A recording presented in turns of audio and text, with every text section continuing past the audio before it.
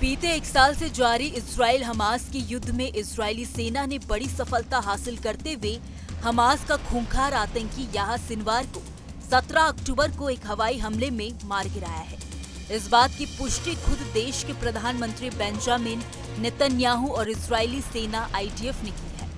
उन्होंने हमास के सबसे खूंखार नेता की मौत की जानकारी देते हुए देश को संबोधित किया। उन्होंने कहा कि हमने बुराई को खत्म किया है, लेकिन अभी काम पूरा नहीं हुआ है। हमने जैसा वादा किया था हमास के नेता को मार देंगे, ठीक वैसा ही किया।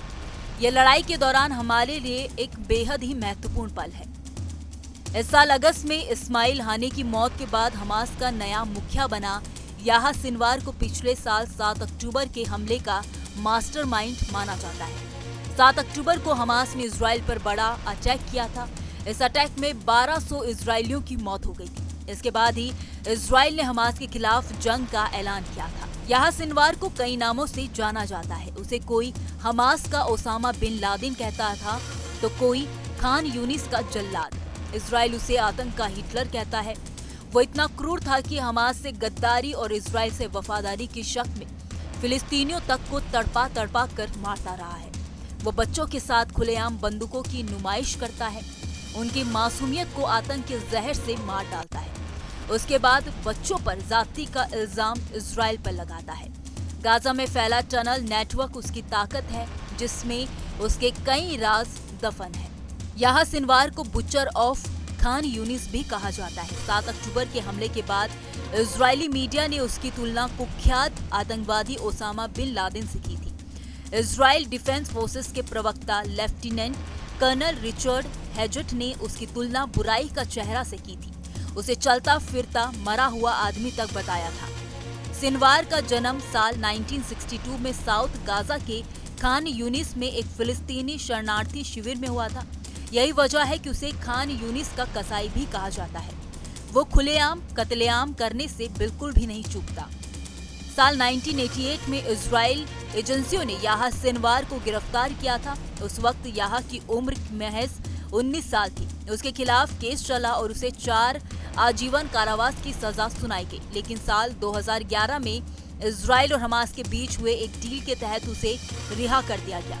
साल 2015 में अमेरिकी विदेश विभाग ने उसको ग्लोबल टेररिस्ट घोषित किया था।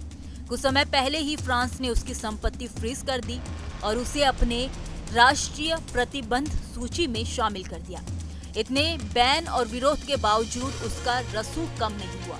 याह्या सिनवार 1988 से 2011 के बीच लगभग 22 सालों तक इजराइल की जेलों में बंद रहा। कहा जाता है कि 2011 में जब कैदियों की अदला बदली का समझौता हुआ तो इजराइल के एक सैनिक गिलाड शलीट के बदले में इजराइल ने 1027 फिलिस्तीनी इजरायली अरब कैदियों को रिहा किया। इनमें याह्या सिनवार भी शामिल थे। याह्या सिनवार 2 इजरायली सैनिक और 4 फिलिस्तीनियों की हत्या के जुर्म में 2 दशक से ज्यादा समय तक इजरायली जेल में बंद रह चुका है।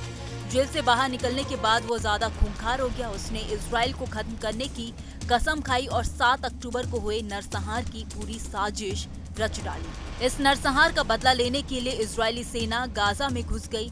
क्या जमीन, क्या हवा और क्या समंदर, हर तरफ से हमास के खिलाफ जंग छेड़ दी गई। इजरायली सेना के हवाई हमलों से पूरा गाजा दहल उठा, लेकिन हमास के टनल नेटवर्क ने उसे बचाए रखा। फरवरी में इजरायली डिफेंस फोर्सेस ने एक वीडियो जारी करके दावा किया था कि याह्या सिनवार अपने परिवार के साथ सुरंग के जरिए भागा था। 10 अक्टूबर को खान यूनिस में स्थित टनल नेटवर्क से वो गुजरते हुए दिखाई दिया था। उसके साथ उसका भाई, पत्नी और बच्चे भी नजर आए थे। खैर, इस खबर में इतना ही। इस खबर को लेकर आपकी क्या राय है, आप हमें कमेंट सेक्शन में जरूर बताइए। वीडियो अगर पसंद आया हो तो वीडियो को लाइक और शेयर करना ना भूलें। बाकी देश और दुनिया की तमाम बड़ी अपडेट्स के लिए देखते रहिए न्यूज नेशन का डिजिटल प्लेटफॉर्म। न्यूज नेशन अब व्हाट्सएप पर खबरों की ताजा अपडेट के लिए न्यूज नेशन के इस QR कोड को स्कैन करें।